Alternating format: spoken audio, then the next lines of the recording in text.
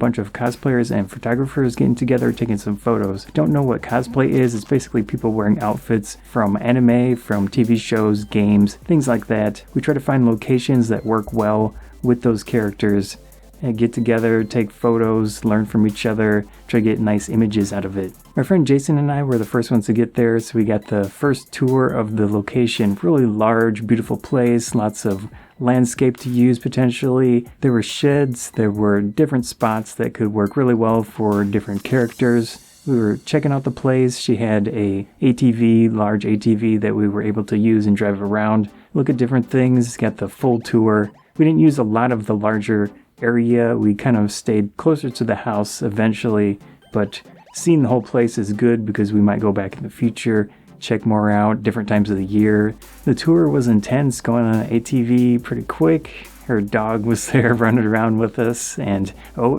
what was that? That seems to surprise everyone that goes through there. Anyways, there are a good number of spots that can be used for photos. Even with 2 days, they're still pretty limited on time. After the tour, I decided to walk around by myself, try things out, take a few sample photos, see locations, if they would work potentially for different situations. I also got so much that I'll probably be making a video about nature photography there.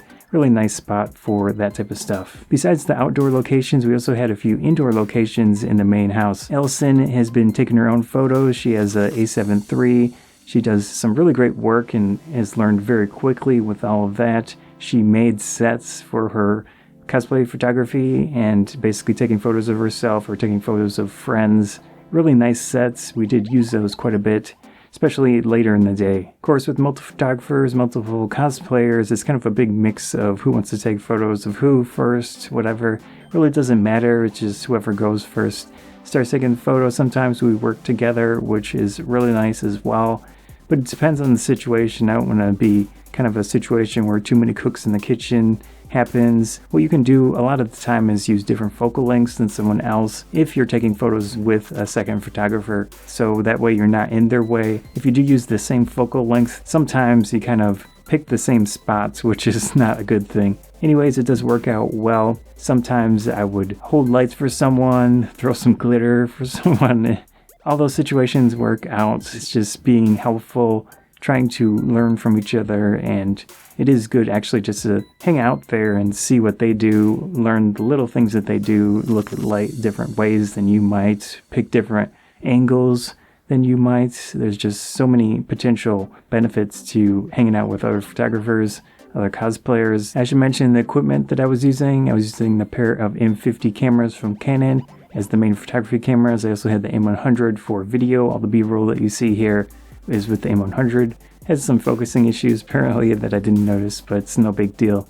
Also, I had the 32mm f1.4 lens. That's really my favorite lens for people photography, just basic straight photography in the system. It's a great lens, it's accurate, it's consistent with autofocus, just really nice results that come out of it. I was also using the EF 85mm f1.8 with the standard OIM adapter.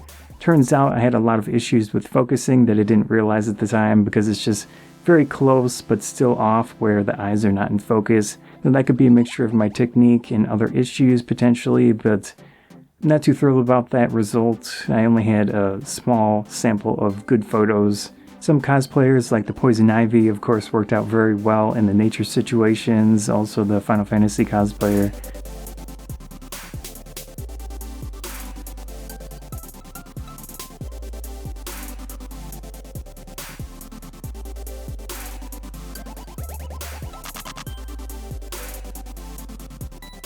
Then I had the two sisters with the white outfits and the green hair. That one was, of course, a very horror-related anime. I haven't seen it, I don't know too much about it, but with that, they had good props, and also the locations, especially later in the day, worked out well. With those situations, I was using the little light that I had with the red gel, tried to make it pretty spooky, pretty creepy. I think some of them turned out interesting in that situation. The Full Metal Alchemist cosplayer worked out very well in the shed areas, so good mixture of locations and cosplayers.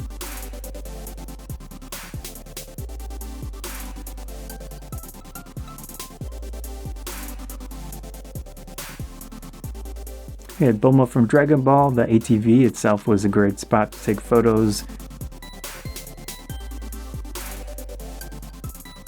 Let's go over the main benefits of stuff like this. We've got the hanging out with friends, taking photos, getting practice in, learning from people, just so many good things about photo shoots, photo sessions like this, especially over a day or two, full days where you can really spend a lot of time with people, getting to know them. Of course, I know these people for a long time, so not really so much that, but in a lot of situations, spending a lot of time with photography as like the cornerstone really works out well. I did meet a lot of these people through the convention scene with the anime conventions, sci-fi conventions. You might eventually see them outside of conventions, and it works out where you get close enough that you can do things like this with the multi-day photo shoot